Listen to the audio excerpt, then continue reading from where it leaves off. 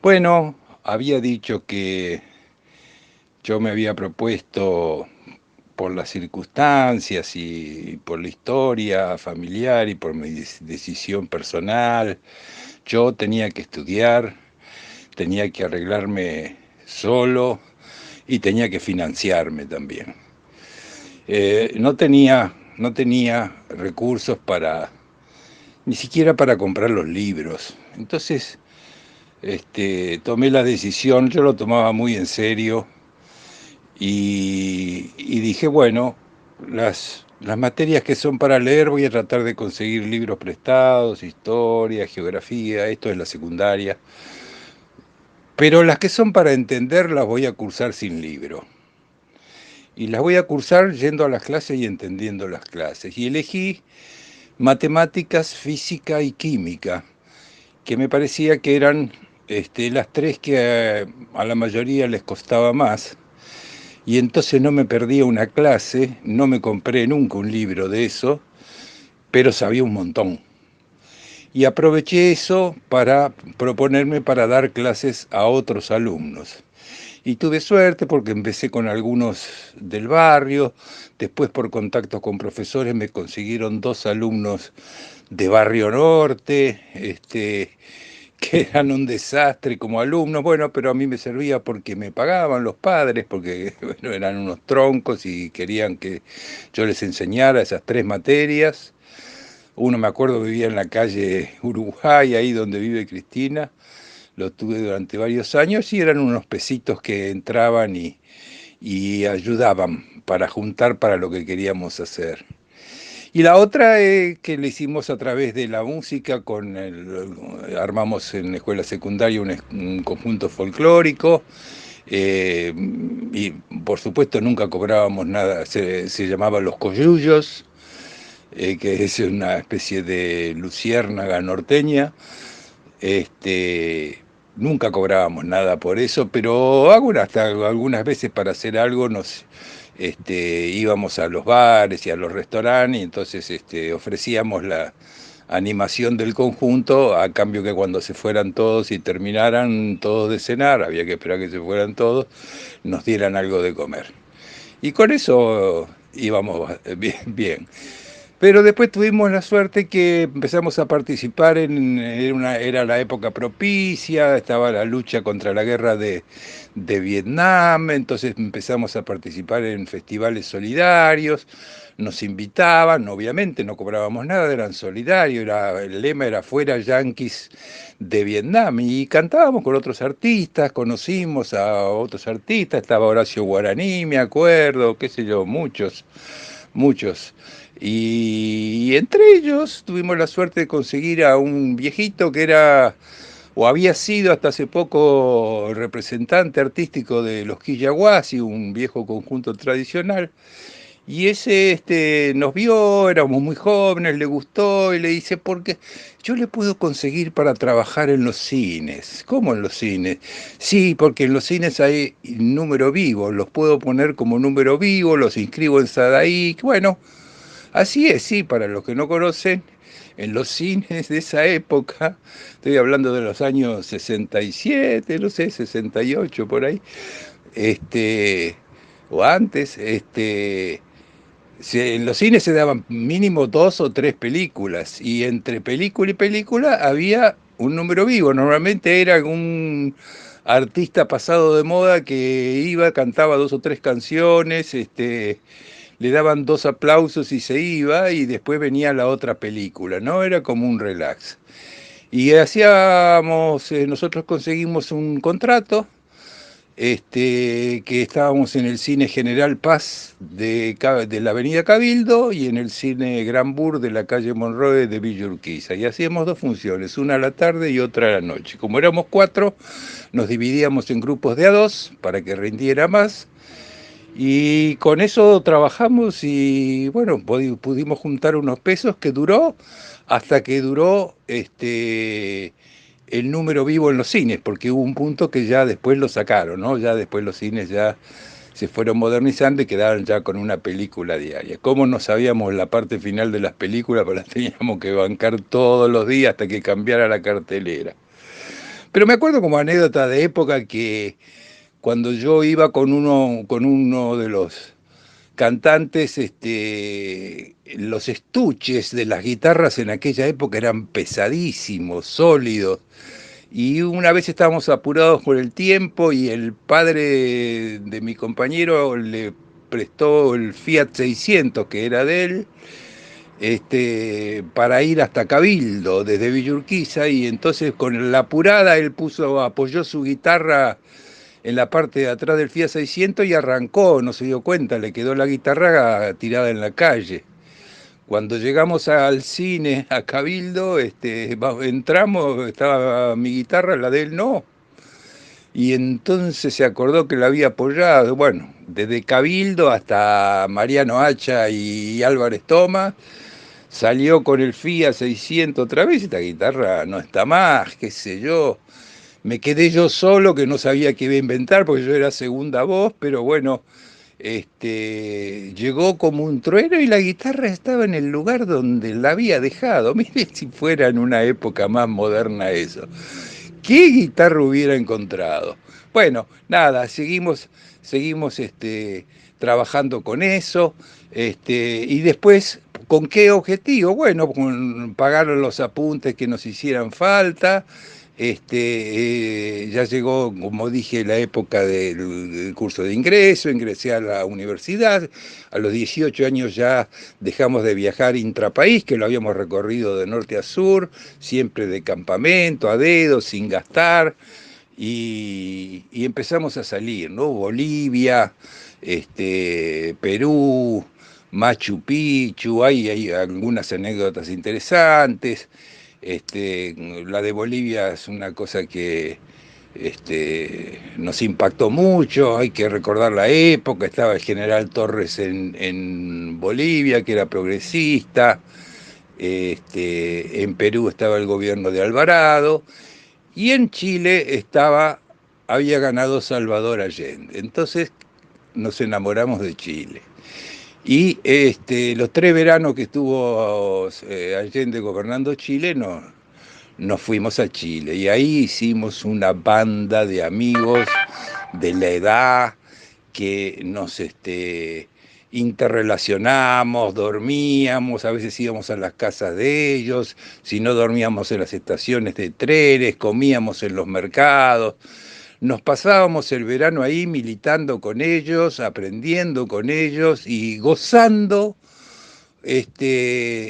ver que en algún lugar se estaba intentando hacer un mundo mejor. Hacía la experiencia de Chile y ahí después nos contactábamos por carta en esa época, durante todo el año. Joan, Jorge, Ludmila, bueno, compañeros inolvidables y que todavía conservo las cartas y las cosas y que bueno, luego después con el paso, con el fin del gobierno de Allende y todo, lamentablemente me encontré que varios de ellos fueron asesinados, ¿no? Bueno, pero esa fue la historia trunca de Chile. En Bolivia era muy gracioso también porque comíamos cosas que no habíamos comido nunca, no teníamos plata, así que las cholas nos vendían el anticucho, ese palito que tiene un pedacito de carne y alguna verdurita, y si andábamos todavía con un poquito más, pedíamos el segundo. Y el segundo se llama, en una servilleta, te meten un guiso, ¿no? Y ahí de la servilleta lo tienen que comer, ¿no? Ese es el segundo. Y cuando teníamos mucho hambre, no había anticucho feo ni segundo feo, ¿no? Eso era lo que había para comer, no había otra cosa. Pero en Bolivia, yo lo que más me impresionó también fue cuando fuimos, ya éramos un grupo grande porque veníamos del Machu Picchu y nos habíamos juntado con compañeros más grandes, con más experiencia, que tenían mucha militancia. Fuimos a visitar las minas de Potosí. y fuimos con los mineros. Y los mineros, si bien apoyaban al gobierno, en ese momento estaban con un conflicto gremial, dinamitaban ahí los cerros, había, bueno, un estado de movilización importante, pero ellos eran parte también de ese proceso con intentos revolucionarios que se estaba haciendo. Y la verdad que nosotros éramos muy jóvenes, pero como, bueno, sabían lo que pensaban, nos trataban como a militantes revolucionarios, nos llevaron adentro de la mina, nos hicieron meter en los carros que iban los mineros, la verdad, una cosa, una experiencia tremenda, ¿no? Tremenda la forma como trabaja en esos lugares y nos hacían firmar el libro de visitas, una amabilidad, una sencillez en gente que la estaba pasando duro, duro, que así era su vida, tremendamente duro. Y cuando al final salimos de la mina, habíamos estado todo el día en la mina, dialogando con los mineros y todo, y salimos y, bueno, obviamente no habíamos comido nada, qué sé yo, y de una casita, pero un ranchito paupérrimo de las afueras de la mina, nos hace enseña para que subamos, había que subir ahí un poco la montaña para que fuéramos. Digo, ¿qué les pasará a esta gente? Nos querían dar un plato de guiso y nos dieron, no nos dejaron ir. Esa gente que estoy segura que no le alcanzaba ni para comer ellos, invitaba a los compañeros argentinos con su plato de guiso y su mesita de madera y el que no parado para compartir con ellos. Qué linda forma de compartir, ¿no? Bueno, en Chile, bueno, súper interesantes las cosas, las recorrimos de norte a sur, desde Arica, Antofagasta, hasta Puerto Montt en el sur, pero bueno, en Santiago caminamos mucho por las Alamedas, fuimos a los actos, como digo, sufríamos las buenas y las malas que estaban pasando ellos, hicimos una relación. Ahí conocimos a los chilenos buenos, no los chilenos del pueblo, no que hay una diferencia tan marcada entre el chileno que tiene guita, que es realmente repugnante, y el chileno del pueblo, ¿no? El rotito chileno, como le decían ellos, ¿no? Y ahí, bueno, la verdad que fue una experiencia de vida muy importante. Mientras tanto, acá seguía estudiando, automanteniéndome, consiguiendo las cosas. Nunca, ya estaba en la universidad, nunca me compré un libro en la universidad. Siempre, siempre en la biblioteca. Yo vivía en la universidad y éramos varios que no era yo una víctima, éramos varios que estudiábamos en la biblioteca. Y la verdad que el que se llevaba su librito a su casa y su comodidad para estudiar, y el que se tenía que pasar el día en la biblioteca para estudiar cosas complejas, hay una diferencia grande. Por eso se valoraba tanto los avances que se lograban en el estudio. Y bueno, yo me había puesto muy firme yo tenía que progresar, tenía que hacer lo que me había propuesto y tenía que llevar a cabo todos los esfuerzos que fueran necesarios para poder lograrlo.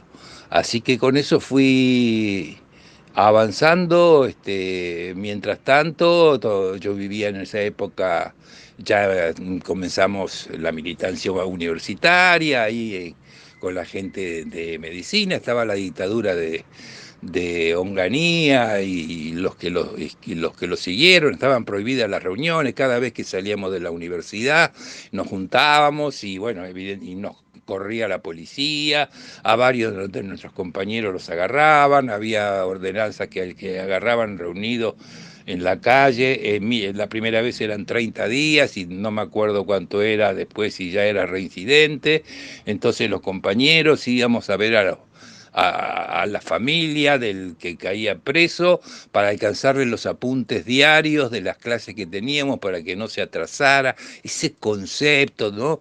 Pobre, cayó nuestro compañero en cana, vamos a llevarle a la vieja que lo tiene que ir a visitar y le vamos a dar lo último para que en la celda pueda no atrasarse con su estudio de la facultad.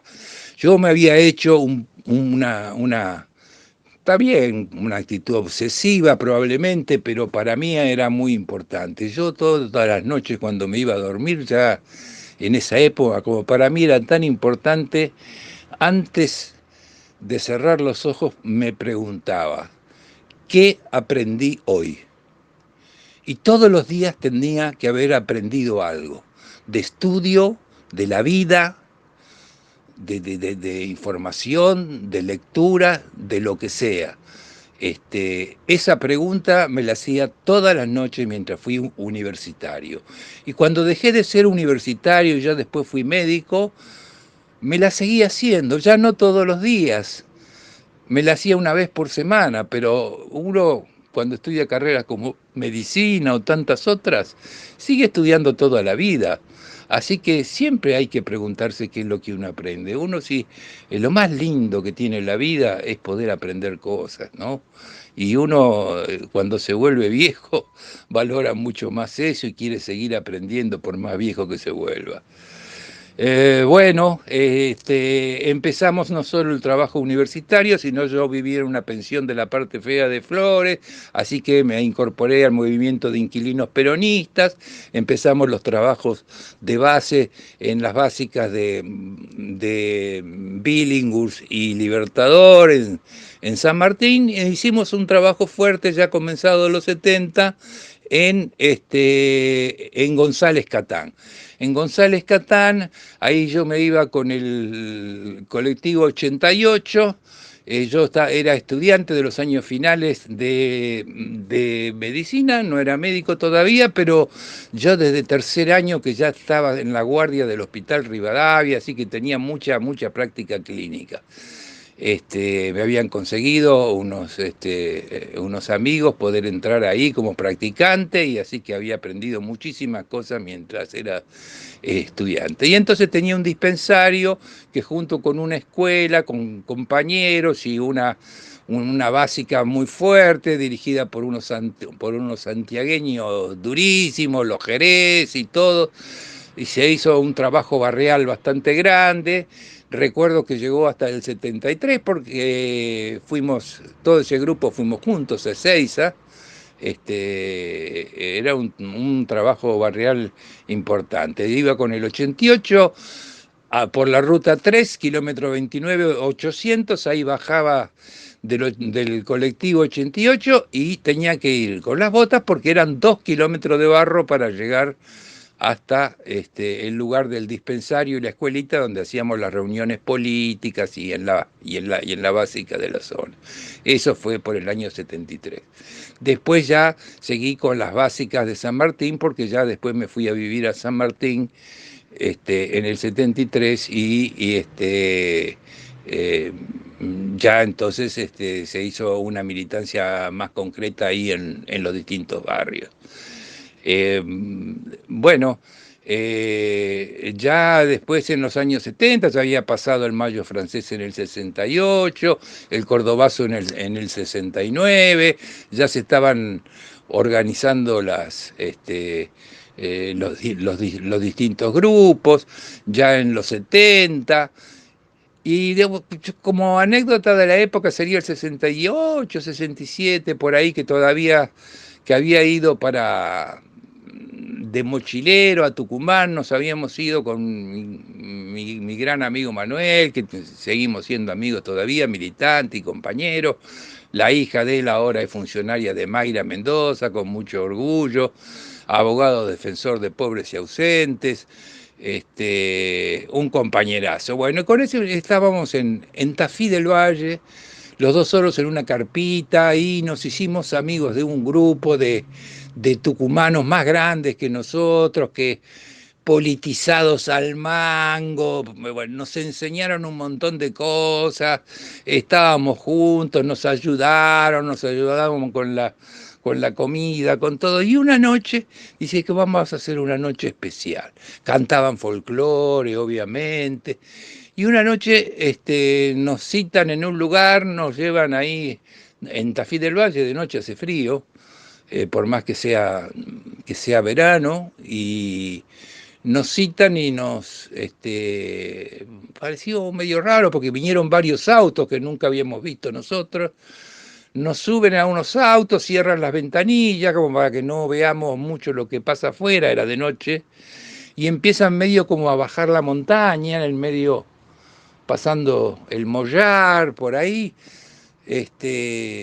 bajan un poco la montaña y en un reparo paramos y se agrega otro grupo de gente que viene de otro lado. Y en ese grupo de gente, bueno, eh, varios con guitarras, a la luz de la luna, todo un clima muy especial, y dentro de ese grupo de gente, un compañero más grande que nosotros, comienza a dar un discurso político de una profundidad enorme, todo el mundo callado, parecía que tenía, no sé, un prestigio enorme. Bueno, nosotros no sabíamos quién era. Bueno, con el tiempo, yo mucho tiempo después me enteré que esa persona con la que había estado. Bueno, y pasamos una noche maravillosa, ¿no? Una noche, me acuerdo que se cantaba, por ejemplo, esa canción de Atahualpa que decía, parezco mucho y soy poco, esperemos y esperemos, para cuando salga de pobre vidita, ahí conversaremos, ¿no? Ese tipo de cosas. Y bueno, resulta que nos estaba dando el discurso era el Roby Santucho, sí, que todavía no estaba ni siquiera creado el Ejército Revolucionario del Pueblo. Ya tenía sus grupos ahí. Bueno, y después una de nuestras amigas, las que nos llevaba ahí, después, ya antes de la caída, ya durante el gobierno de Isabel tuvieron problemas, ellos estaban en la universidad, ahí en Tucumán, tuvieron que rajar todos, hubo una represión muy feroz, después recuerdan el operativo Independencia, tuvieron que salir todos de ahí, una de las cantantes, bueno, cayó a Buenos Aires, no tenía dónde ir. Yo estaba solo en casa porque mis viejos estaban enfermos, estaban viviendo en Bahía Blanca, así que la quedó escondida en casa hasta que pudo hacer contacto luego con algunos familiares, y entonces pudo, por suerte, salir del país en ese momento tan horrible. Eh, bueno, hacemos hasta acá y después seguimos, cumpas.